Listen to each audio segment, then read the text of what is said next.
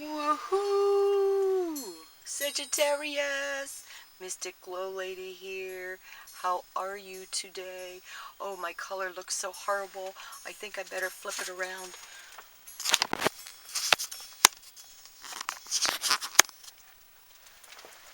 Wow! How about that? Pretty cool, huh? Okay. This is a divinatory reading for Sagittarius for November 2015. So, let's see what we have today. Sagittarius, I see. I am putting you into the first house. And that means it's a general reading, because your sun sign might not necessarily be in your first house in your birth chart. Okay, your first house is where you will find your ascendant, which is your time of birth. So, as you will hear readers say, check out your sun, your ascendant, and your moon sign for a better picture. Your moon sign will tell how you will react emotionally to things going on. Okay, so Sagittarius, the enthusiastic, adventurous, optimistic you. And Saturn's there. Yep, Saturn is sitting on your sign. And Saturn is that lord of karma. Okay, it's, what is changing for you? What needs to be changed for you? Okay, it's at 4 degrees of Sagittarius. It's going to be at 7 degrees of Sagittarius at the end of the month. But what is Saturn teaching you? Okay, what lessons are Saturn there to teach you? Are you listening to these lessons? Because trust me, if you don't listen, and it's on you, okay? It's focusing on you. If you do not listen to Saturn, that lord of karma, you will hear me talk about that threefold law. One finger pointed out as three folded back. Excuse me, what have you been putting out? Have you been putting out good energy? Well, judging by the Queen of Cups, the energy underneath you, what you have to work with, it looks like you have been. You have been learning these lessons, okay? The emotional happiness beneath you. Alrighty, in the first house, you not only have the Queen of Cups, you have the Queen of Swords. Communicating, stepping up, standing up for yourself. Yeehaw! That's what I call a good one. Say what you mean what you say. Don't say it mean, but don't take the crap either, okay? Now, in your second house, you have Capricorn, okay? And Capricorn is the I use. It's grounded, and Pluto is in there, which is change and transformation. And it's in your second house of finances, your belongings, your possessions, okay? And you have the Hanged Man. Okay, that's your own self-crucifixion, hanging yourself by the foot. What needs to be changed in your second house? Are you blowing money where you shouldn't be blowing money? You like to go out and have a good time, okay? Are you blowing too much money when you're going out and having a good time? You might want to go back and look over those finances, okay? Now, in your third house, you have the energy of Aquarius, and Aquarius is that I know everything. And judging by the Six of Wands, the victory, you might.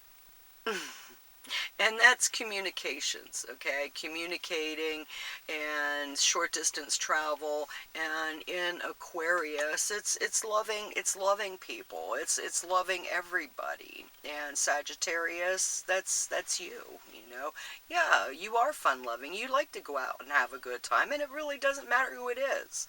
Okay? Now, in your fourth house of home, Okay, you have Pisces. Pisces, the I believe.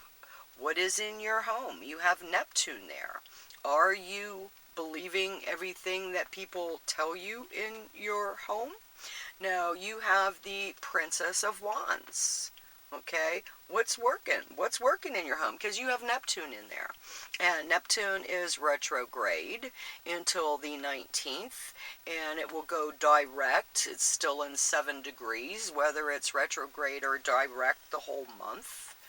You know, the truth is being revealed at the beginning, and then after, after the 19th, are we, when okay, with Neptune, all right, the illusions, delusions, we also have a lot of spirituality and psychic abilities, the gut instinct. It's going to be on you more, all right? It's going to be on you more. You have the Princess of Wands, and that's working with that, listening to your gut a little bit more, all right? Now, in the fifth house of fun, creativity, sex, children, you have the energy of Aries, the I am, and you have Uranus in there, the change, the unexpected. What is the revolution that you are going to be in charge of with your friends? You have the Lovers. Okay, are you going out with unusual friends who you didn't think that you would really like, and wow, you do? And that's a big part of, we tend to put our own stereotypical impressions or thoughts of, and we rarely, find out what the real truth is. So that's a big part of, all right? In the sixth house of work, of service, daily routine, your health, you have Taurus, the I have, the grounded, and you have the strength card, all right? Work is good for you. Work is good to you. You gather strength from, okay? As they say, idle hands is a devil's workshop. That would ring true, because you do have to stay busy. And yes, you are hearing strange sounds, and those strange sounds are Bella playing with her toy. Okay, she's letting me know that she's up and she's ready to play. Now, in your seventh house, in the seventh house, you have the energy of Gemini. Gemini, the I think. I think with my mind. I'm analytical. You have a full moon, okay? And you have a full moon, and you have the moon in the relationship sector, all right? So the full moon and your emotions, the full moon is to let go of what is not working, all right? And it's in your relationship sector. So the things that are not working correctly in your relationships, all right, let me think about it, because with the Lovers in your fifth house, and we have Mars and Venus playing kissy kissy. If we're with someone wrong, Mr. Right will pass us by. Mr. Right, Ms. Right, they're going to pass us by if we are with someone else. If we are with someone else to learn a karmic lesson because we are holding on too tight instead of learning the lesson and getting over it. In the eighth house of other people's money, you have the Nine of Wands, the great strength. And you have Cancer energy in there. Cancer is the I feel. All right. So in using your intuition, okay, your gut, your God unto thee, God, good orderly direction, it's slang. All right. If you are using that gut, that instinct, that intuition, then you will be able to gain by using other people's money. All right? Listen to your gut when it's coming down to dealings with other people's money. In the 9th house of long-distance travels, of spiritual quest, higher learning, you have Leo. Leo is that I will do what I want to do. Energy in the 9th house, and you have the 7 of Pentacles. Success unfulfilled. So, when we are talking about I will, and success is unfulfilled, what is the I will that needs to be worked upon? Okay? If you aren't getting, you know, what is that saying? If you keep getting what you're getting, you're going to get what you got. Yeah. Anyhow, changes that need to be made, we have to be the ones to make that change. Okay? If nothing changes, nothing changes. And if you're waiting for someone else to change, you might be waiting a long time. So the fastest way to get change is to change yourself. All right?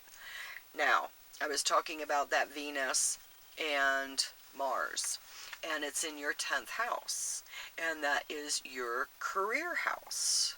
All right? What are you doing in your career? Because, Venus and Mars is kissy-kissy. And not just Venus and Mars is kissy-kissy, but you have Jupiter. Jupiter multiplying until next year. So what is it in your career? The 9 of Pentacles, the material gain. All right? You have it there. You have the resources there. Use it. As they say, use it or lose it. All right? But you have a lot of really good stuff in your career. The chances of making a lot of money in your career are right there. Okay? It's like the harvest, the harvesting of the apple on the tree, but you can't see the forest through the trees. So focus on, you know, there's money there. There's money there. Okay, in the 11th house, hopes, wishes, friends, and associates, you have the Libra energy, the I balance of my friends, and you have Mercury in there. Mercury is in there at the beginning of the month, and Mercury will go into Scorpio on the 3rd, and then Sagittarius on the 21st.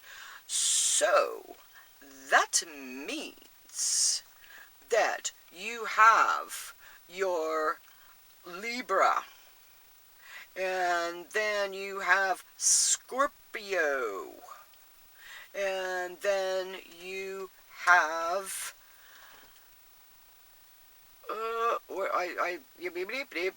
Sagittarius, boy. All right. This is my 5th reading today, and I do not like to do all of my readings at one time. So, for today, you will be my last reading, and then I will finish up tomorrow. And I had someone tell me in Pisces, oh, Lisa, you were saying you were tired. And it shows. And a lot of readers, you know, by the time you get down, and what you have to understand when you are a reader, it takes a lot of energy.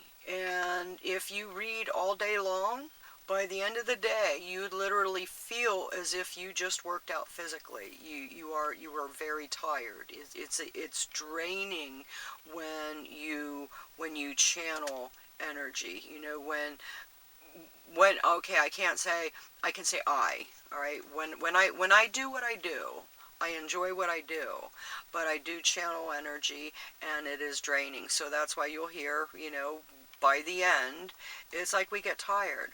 And I made a promise to that Pisces, because I'm a Pisces too, that I would not read if I was tired. So, you are my last one today, Sagittarius.